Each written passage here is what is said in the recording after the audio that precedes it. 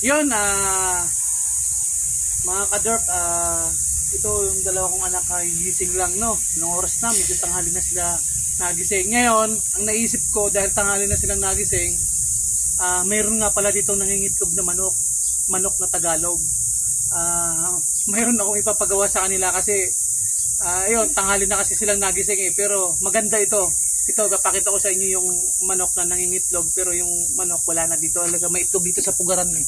Diga, pakita mo. Ayan o, may itlog dito. Yan. Ang gagawin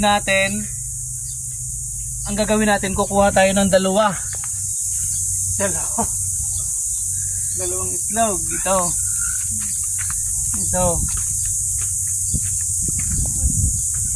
Yan.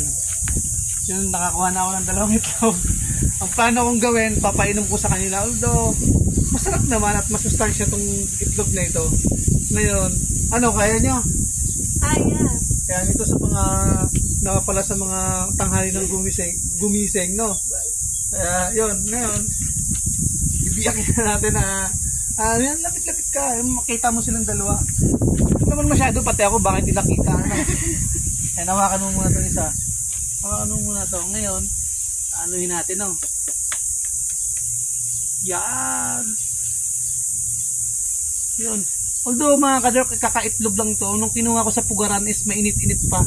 Binantayan ko rin yung inahin. Talagang ano lang ng pugaran niya. Ayun.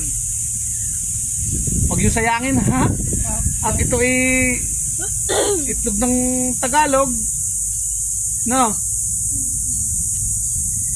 Yan, hawakan mo. Ano ha? Masarap yan. Ma-experience man lang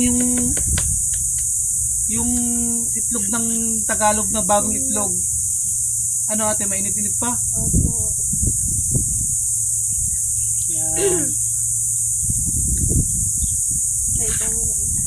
Hindi, sabay kayo.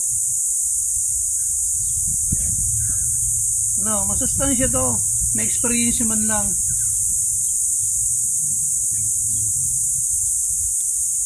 Yan. Okay. Huwag yung ano yan nga kayo ha. Ha? Si ate muna. Lunok ka agad ha. Sayang to ha. 1, 2, 3. Lunok. Ay, ito na ano pa. Nakita no. Ay, sa kanan. Masarap. Masarap. O. Ikaw. Although wag yung panay nilaga na lang. May experience man lang yung bagong itlog ng manok. Nag-ano na. Okay. 1, 2, 3. Lunok agad ha. Lunok.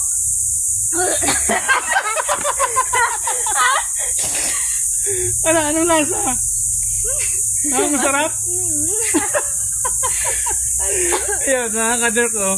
Ayun, pa-experience kahit pa paano. First time nila makainom ng fresh, yung bagong itlog talaga na nanggaling pa sa pugaran. At yung mga inahin ko dito ay pangingitlog, hindi naman namin napapakinabangan at hindi naman marunong mag-alaga ng mga siso niya kapag napipisa. Kaya ito na yung plano kong gawin, papainom ko sa mga anak ko.